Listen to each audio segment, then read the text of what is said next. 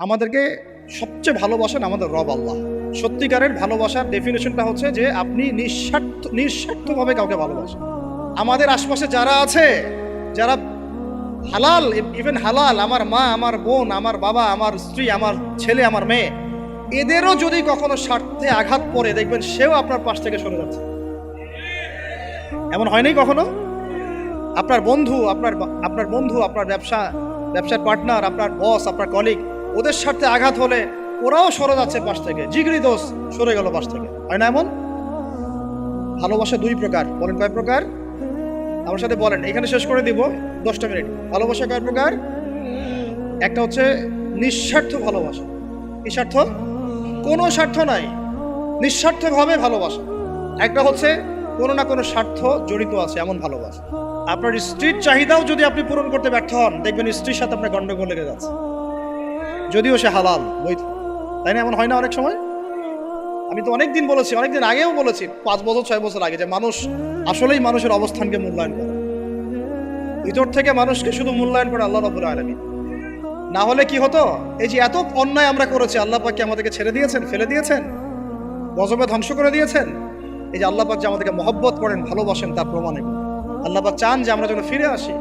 আল্লাহ পাক বলছেন, সারা দুনিয়ার সমান গুনাহও যদি সে করে ফেলে, আসমানের সমানও গুনাহ করে ফেলে, খালি তওবা করে ফিরে আল্লাহকে বলবে, আস্তাগফিরুল্লাহাল্লাযী লা ইলাহা ইল্লা হুয়াল হাইয়ুল কাইয়্যুম ওয়া আতুবু ইলাইহি। আল্লাহ পাক বলছেন, খালেস তওবা করলে গুনাহ তো মাফ করে দিবই, আগের গুনাহগুলোকে নেকি দিয়ে পরিবর্তন করে দিব। না ভালোবাসা না? আল্লাহ পাক সৃষ্টি করেছেন আমাদেরকে ভালোবেসে। কোরআন খোলেন, সূরা সদ পড়েন। সূরা সদের মধ্যে দেখবেন আল্লাহ বলছেন, খালাকতু বিয়াদি মা মানাআকা আল্লা তাসজুদা খালাকতু বিয়াদাই, মানে তুমি ইবলিস কেন তাকে সিজদা করলা না যাকে আমি নিজ হাতে সৃষ্টি করেছি? এটা মহব্বতের বহিঃপ্রকাশ না? আল্লাহ আমাদেরকে নিজ হাতে সৃষ্টি করেছেন। আল্লাহ পাকের হাত কেমন এটা আমরা ব্যাখ্যা করতে যাব না। এর হাতের অর্থ কি সেটাও ব্যাখ্যা করার, তাওয়িল করার দরকার নাই। কোরআনে আসছে যেভাবে সেভাবে আমরা ঈমান রাখবো, ঠিক আছে ভাই? এখানে আবার অনেক তালগোল পাকায় ফেলে এবং বিভ্রান্ত হয়ে যায়, এদিকে যাওয়ার দরকার নেই। এখানে বোঝানো হচ্ছে আল্লাহ রাব্বুল আলামিন আমাদেরকে মহব্বত করে সৃষ্টি করেছে। এই পুরো সৃষ্টি জগৎটাই তো আল্লাহর মহব্বতের বহিঃপ্রকাশ। সবকিছু এত নিপুণভাবে চলতেছে, এটা মহব্বতের বহিঃপ্রকাশ না? আমি আপনাদেরকে নিয়ে যদি কোনোদিন কক্সবাজারের সৈকতে তারা দেখাতে পারতাম, তাহলে আমি বুঝাইতে পারতাম আপনাদেরকে যে এই মহাবিশ্বটা টিকে আছে কিভাবে। তারার মধ্যে একটা গাণিতিক ক্যালকুলেশন আছে যেটা সবাই জানে না। যারা একটু অ্যাস্ট্রোনমি নিয়ে পড়াশোনা করেছে তারা জানে। আপনার মানে মাথার বিবেকই উল্টায় যাবে যে এত সূক্ষ্মভাবে কিভাবে আল্লাহ রাব্বুল আলামিন এই মহাবিশ্ব সৃষ্টি করলেন। এক চুল এদিক ওদিক হলে পুরো বিশ্ব কায়নাত ধ্বংস হয়ে যায়। এটা কি আল্লাহ পাকের মহব্বতের পরিপ্রকাশ না? আল্লাহ পাক তো বরং বলেছেন পুরো সৃষ্টি পরিবারটাই আল্লাহর পরিবারের অন্তর্ভুক্ত। সুবহানাল্লাহ। এমনকি আল্লাহ পাক আমাদেরকে বলেছেন, তোমরা জমিনবাসীর সবার উপর রহম করো। ইরহামু মান ফিল আরদ ইয়ারহামুকুম মান ফিস সামা। তোমরা সবার উপর রহম করো, দয়া করো। দয়া, রহম, এটা তো মহব্বতের একটা অংশ। তোমরা সবার উপর দয়া করো, রহম করো, মহব্বত করো। এটা কি হবে? তাহলে আল্লাহ পাক আসমানে যিনি আছেন, আল্লাহ পাক তোমাদের উপর রহম করবে। আমরা সেই মহান সত্তার ভালোবাসার থেকে বের হয়ে হারাম এই যৌন ভালোবাসার দিকে যাওয়ার চেষ্টা করছি। আসলে এটা ভালোবাসা না, যৌনতা, এর দিকে যাওয়ার জন্য এইসব করছি। আল্লাহ পাক আমাদেরকে মাফ করে যেন হেদায়েত দান করেন। আল্লাহ পাক কত ভালোবাসেন এটা নিয়ে বলতে গেলে আজকে রাত শেষ হবে। দেখেন, আল্লাহ রাব্বুল আলামিন আদম আলাইহিস সালামকে সৃষ্টি করেছেন, করে সমস্ত নাম শিক্ষা দিয়েছেন। নাম মানে হলো ইলম। নাম মানে কি? ভালো না বাসলে আল্লাহ পাক কাউকে সবচেয়ে সেরা কিছু দান করেন। সূরা ৩ আল্লাহ পাক কি বলেছেন? ওয়া তিনি ওয়াজ জাইতুন, এগুলো শপথ করে, লাকাদ খালাকনাল ইনসানা ফি আহসানি তাকওয়িম। মানুষকে সবচেয়ে শ্রেষ্ঠ কাঠামো আল্লাহ পাক দিয়েছেন, দেন নাই? কাউকে যদি মহব্বত না করা হয়, তাকে আপনি সবচেয়ে সেরাটা কি দিতে পারবেন? আল্লাহ পাক আমাদেরকে মহব্বত করেন, ভালোবাসেন, এবং আল্লাহ চান আমরাও যেন তাকে মহব্বত করি, তাকে ভালোবাসি। এবং আমরা যদি কাউকে ভালোবাসি, আল্লাহর জন্য ভালোবাসবো। কাউকে ঘৃণা করি, আল্লাহর জন্য ঘৃণা করি। মহব্বতও আল্লাহর জন্য, ঘৃণাও কার জন্য? আল্লাহর জন্য। আল্লাহ পাক সমস্ত ইলম শিক্ষা দিলেন। এটা কি ভালোবাসার বহিঃপ্রকাশ না? নূহ আলাইহিস সালামের কওম দীর্ঘদিন আল্লাহর কথা শুনে না, আল্লাহ পাক সবর করলেন, ধৈর্য ধরলেন, গজব দিলেন না, শেষ পর্যায়ে গিয়ে আযাব দিয়েছেন। এই যে আল্লাহ পাক সুযোগ দেন, সময় দেন, এটা কি আল্লাহ পাকের ভালোবাসা, দয়া না? এরকম প্রত্যেকটা কওমের ক্ষেত্রে হয়েছে। আমি তো ফিল করলাম এই ভালোবাসা নিয়ে ঘাটাঘাটি করতে গিয়ে, যে আসলে আল্লাহ পাক যে আমাদেরকে সবচেয়ে বেশি মহব্বত করেন, তার সবচেয়ে বড় নিদর্শন কি জানেন? আমাদের কাছে আল্লাহ রাব্বুল আলামিন আল কোরআনের মতো কিতাব নাজিল করেছেন, আর আমাদেরকে আল্লাহ পাক নবী মুহাম্মদ সাল্লাল্লাহু আলাইহি ওয়াসাল্লামের উম্মত বানিয়েছেন। আল্লাহ পাক যে নবী মুহাম্মদ সাল্লাল্লাহু আলাইহি ওয়াসাল্লামকে এই দুনিয়াতে পাঠিয়েছেন না, এটাই সবচেয়ে বড় মহব্বত, সবচেয়ে বড় রহমত।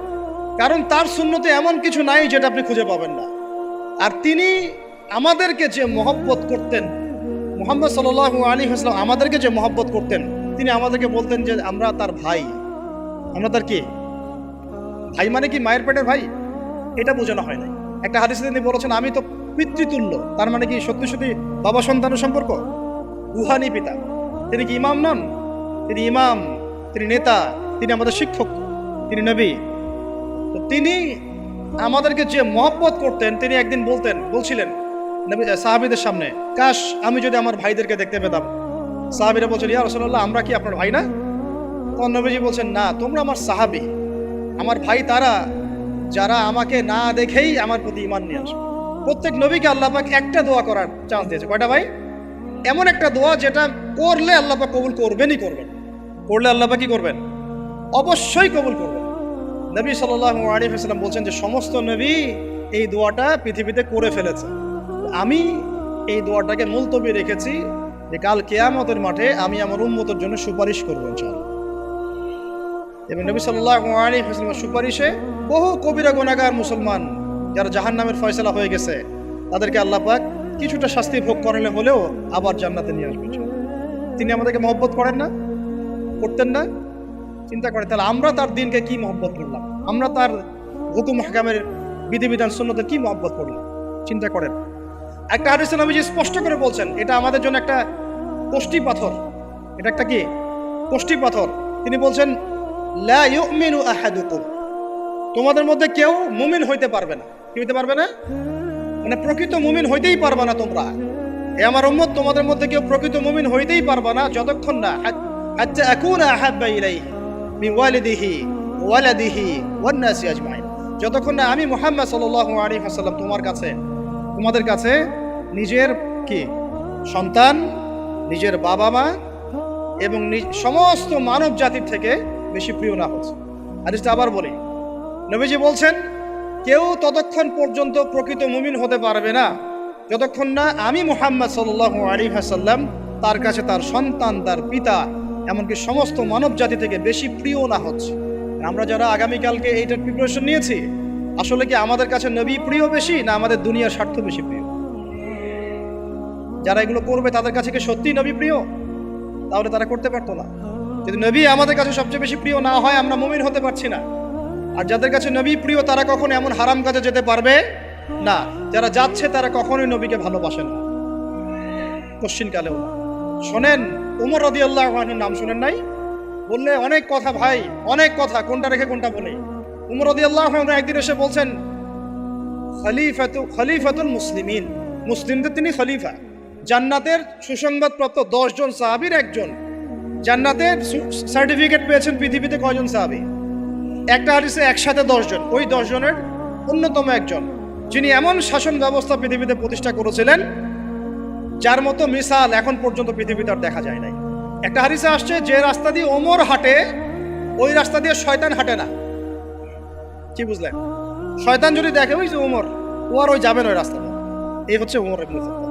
আমার পরে কোনো নবী নাই। নবীজি বলছেন আমার পরে কোনো নবী নাই, লা নবিয়্যা বা'দি, আমার পরে কোনো নবী নাই। যদি হতো তাহলে ওমর হতো, যদি হতো তাহলে ওমর হতো। অন্য একটা হাদিসে আসছে আমার পরে কোনো নবী নাই, তবে তুমি আমার, এটা অন্য সাহাবী সম্পর্কে, আলী ইবনে আবি তালিব সম্পর্কে, তুমি আমার জীবনে তেমন মূসার জীবনে হারুন ছিল যেমন। এটা হচ্ছে আলী ইবনে আবি তালিব। এখানে কথা হচ্ছে উমর রাদিয়াল্লাহু আনহুর মতো মানুষ নবীর কাছে এসে বলছেন সাল্লাল্লাহু আলাইহি ওয়াসাল্লাম, ইয়া রাসূলুল্লাহ ওয়াল্লাহি লা উহিব্বুক, আল্লাহর কসম করে বলছি আমি আপনাকে অনেক মহব্বত করি, ইল্লা মিন নাফসি, আমার নফসের চেয়ে বেশি না। মানে আমি আমার জানের চাইতে আপনাকে বেশি মহব্বত করি না। কথা কি বুঝতে পারতেন কি? মানে আমি আপনাকে অনেক মহব্বত করি ইয়া রাসূলুল্লাহ, সব কিছু থেকে বেশি মহব্বত করি, কিন্তু আমার নিজের জানের চেয়ে বেশি না। নবী সাল্লাল্লাহু আলাইহি ওয়াসাল্লাম বলেন লা ইয়া উমর, এখনো মুমিন হওনি উমর। কাকে বলছেন? কাকে বলছেন? জান্নাতের সার্টিফিকেট প্রাপ্ত একজন মানুষকে লা ইয়া উমর, এখনো হওনি। তখন নবী সাল্লাল্লাহু আলাইহি ওয়াসাল্লামকে তিনি একটু পরে আবার বলছেন, ইয়া রাসূলুল্লাহ ওয়াল্লাহি আলান, এখন লা হাব্বা ইলাইয়া মিন কুল্লি শাই হাত্তা মিন নাফসি, এখন থেকে আপনি আমার কাছে সবচেয়ে বেশি প্রিয় সব কিছু থেকে, এমনকি আমার নফসের থেকেও বেশি প্রিয়। তখন নবীজি বলছেন আলান ইয়া ওমর, এখন ওমর, এখন তুমি মুমিন হলে। তাহলে যারা আমরা নবীর সুন্নতের খেলাফ এইসব অপসংস্কৃতি, নোংরামি, জেনা, ব্যভিচার, কনসার্ট, নাটক, সিনেমা, পরকিয়া, এইসব তথাকথিত ভালোবাসা দিবস, এই জেনা দিবসগুলো পালন করছি, আমরা কি আসলেই নবীকে ভালোবাসি? আমরা কি সত্যি আল্লাহকে ভালোবাসি? আল্লাহ পাক আমাদেরকে বোঝার তৌফিক দান করুন, জাহিলিয়াত থেকে ফিরে আসার তৌফিক দান করুন। এরকম প্রচুর ঘটনা। ভালোবাসা তো এগুলোর নাম। ভালোবাসা কাকে বলে জানেন? সাহাবীরা বাসায় যেতেন, আবার দৌড় দিয়ে আসতেন নবী সাল্লাল্লাহু আলাইহি ওয়াসাল্লামের চেহারাটা একটু দেখার জন্য। এটা নাম ভালোবাসা। আপনারা যদি উমরা করতে যান, হজ করতে যান, দেখবেন বারবার আপনার নবীর রওজায় গিয়ে সালাম দিতে মন চাইবে, আরেকবার দেখা করে আসি, আরেকটু দেখা করে আসি, আরেকবার সালাম দিয়ে আসি। ভালোবাসা কোনো স্বার্থ আছে এখানে? নবী সাল্লাল্লাহু আলাইহি ওয়াসাল্লাম কি আমাদের কাছে কোনো স্বার্থ দাবি করেছেন? আল্লাহ করেছেন। এগুলো ভালোবাসা। এই ভালোবাসা হলো প্রকৃত ভালোবাসা। আর এগুলো যেটা চলছে এটা হচ্ছে যৌনতা। এগুলো কি চলছে? যৌনতা। ভালোবাসার নাম দিয়েছে এখন যৌনতা। এগুলো ভালোবাসা না, এগুলো পাশবিকতা, প্রবৃত্তির দাসত্ব। প্রবৃত্তি মানে মন যা চায় তাই করতে যাচ্ছে। আপনার মন চাইছে একটা মেয়ের সাথে রাত কাটাবেন, এটাকে আপনি ভালোবাসা নাম দিলেন, কিন্তু এটা হচ্ছে ভালোবাসা না, এটা কি প্রবৃত্তি, পশুত্ব, দাসত্ব, পশুত্বের দাসত্ব করছে। আল্লাহ পাক আমাদেরকে কথাগুলো বোঝার তৌফিক দান। এরকম সাহাবীরা কত ত্যাগ করেছেন। তালহা রাদিয়াল্লাহু আনহুর নাম শুনেন না অনেকেই। নবী সাল্লাল্লাহু আলাইহি ওয়াসাল্লাম উহুদ যুদ্ধের দিন সংকটময় একটা অবস্থায় ছিলেন। তালহা রাদিয়াল্লাহু আনহু একা নবী সাল্লাল্লাহু আলাইহি ওয়াসাল্লামকে ঢাল হিসেবে পিঠ পেতে দিয়ে আসেন, ওনার দিকে কোনো তীর যেন আসতে না পারে। শেষে দেখা গেল তার গায়ের মধ্যে 40 থেকে 50টা তরোয়ারের আঘাত আছে, তীরের খোঁচা আছে, বর্ষার খোঁচা আছে। এই অবস্থায় তিনি নবীকে কাঁধের মধ্যে নিয়ে উহুদ পাহাড়ে উঠেছেন নবীকে সেভ করার জন্য। এটা ভালোবাসা। এটা কি? কোন স্বার্থে? কিসের স্বার্থে? দুনিয়ার স্বার্থে? জান্নাতের স্বার্থে। একজন সাহাবী বাড়ি নির্মাণ করেছেন, তো নবী সাল্লাল্লাহু আলাইহি ওয়াসাল্লাম দেখে একটু খালি মানে হয় না, তুমি কে, কার বাড়ি এটা? বললেন আচ্ছা অমুক সাহাবীর বাড়ি। নবীজি একটু ভ্রু কুঞ্চিত করলেন, পছন্দ করলেন, কিছু মুখে বলেন নাই, মুখে কিছু বলেন নাই, খালি একটু অসন্তুষ্ট হয়েছেন, এক্সপ্রেশন দেখতে বোঝা যাচ্ছে।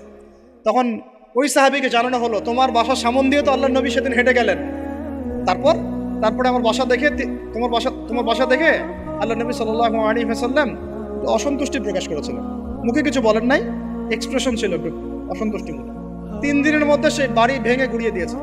যেই বাসা দেখে আল্লাহ নবী সন্তুষ্ট হন না, আমি বাসা রাখবই না। ভালোবাসা কিসের জন্য? কার জন্য? কার স্বার্থে বলেন? আল্লাহর জন্য, জান্নাতের জন্য, আল্লাহর স্বার্থে, আল্লাহর জন্য। কতগুলো বলে শেষ করবো আপনাদেরকে। সাদ বিন আবি ওয়াক্কাস রাদিয়াল্লাহু আনহু উহুদ যুদ্ধের দিন এইরকম করে তীর নিক্ষেপ করছেন। আল্লাহ নবী বলছেন, ইয়া সাদ, হে সাদ, তীর ছুড়ো, তোমার জন্য আমার পিতামাতা কুরবান হোক। আশপাশে 9 জন ছিল, তার মধ্যে একজন করে শহীদ হতে শেষে 2 জন বেঁচে থাকলো, সাদ বিন আবি ওয়াক্কাস, তালহা বিন উবাইদুল্লাহ রাদিয়াল্লাহু আনহু। এগুলো তারা কেন করেছেন? ভালোবাসার জন্য। ভালোবাসা এগুলোর নাম। কতগুলো বললে শেষ করবো আপনাদেরকে বলেন। নবী সাল্লাল্লাহু আলাইহি ওয়াসাল্লামের কাছে একজন সাহাবী আসেন ইসলাম কবুল করতে এসে হাতের মধ্যে কিছু বালা, আংটি থাকে না, এগুলো ছিল, এগুলো খুলে ফেলে দিয়েছেন নবী সাল্লাল্লাহু আলাইহি ওয়াসাল্লাম, খুলে ফেলে দিয়েছে। তো একটা খুব দামি সোনার আংটি ছিল, ফেলে দেওয়ার পরে অনেকে বলছে তুমি তো এখন মুসলিম হয়েছো, ইসলাম কবুল করেছো, তো আচ্ছা ঠিক আছে, ওইটা না হয় নবীজি পড়তে নিষেধ করেছেন, তুমি ওইটা নিয়ে বিক্রি করে দাও, বিক্রি করে না হয় ওই টাকা দিয়ে অন্য কিছু করো। তুমি বলছেন কখনো না, আমার হাত থেকে আল্লাহ নবী খুলে একটা জিনিস ফেলে দিয়েছেন, আমি সেটা আবার নিতে যাবো? কিসের জন্য এগুলা? এটা ভালোবাসা, মহব্বত। আল্লাহ পাক এটাই কোরআনে বলছেন, বল আপনি, হে নবী আপনি বলে দিন, ইন কুনতুম তুহিব্বুন আল্লাহ, তোমরা যদি আল্লাহকে মহব্বত করেই থাকো, আল্লাহকে সত্যিকার অর্থে ভালোবেসেই থাকো, ভালোবাসার দাবি করেই থাকো, ফাত্তাবিউনি, তাহলে নবীর আনুগত্য করো, ইউহিব্বুকুমুল্লাহ, তখন আল্লাহ তোমাদেরকে ভালোবাসবে, ওয়া ইয়াগফির লাকুম যুনুবাকুম, তোমাদের সব গুনাহ আল্লাহ মাফ করে দিবেন, আল্লাহু গফুরুর রহিম। এই হলো ভালোবাসা। ভালোবাসা মানে কি? ভালোবাসা মানে হচ্ছে আস-সামউ ওয়াত তাআ, আমি নবী আল্লাহ এবং তার রাসূলের কথা শুনবো এবং আনুগত্য করব, শুনবো, এবং এর নাম ভালোবাসা। শুনবো, আনুগত্য করবো। তাহলে আমরা কি শুনবো, কি আনুগত্য করবো? আমাদেরকে প্রথমে কোরআন পড়তে হবে, কোরআনের অনুবাদ জানতে হবে, কোরআন অনুযায়ী জীবন করতে হবে, 5 ওয়াক্ত নামাজ পড়বো ইনশাল্লাহ, হালাল খাবো, যাকাত দিব, রমজানের সওম রাখবো, নবীর সুন্নাহ অনুযায়ী জীবনযাপন করব, এবং সুন্নাহ বিরোধী, কোরআন বিরোধী, ইসলাম বিরোধী কোনো কাজে আমি লিপ্ত হব। এই তো ভালোবাসা। এই ভালোবাসা যদি বহিঃপ্রকাশ ঘটাতে আমরা ব্যর্থ হই, নিজেও ধ্বংস হব, পরিবারও ধ্বংস হবে, আমাদের পরের প্রজন্ম ধ্বংস হবে, সমাজও ধ্বংস হয়ে যাবে।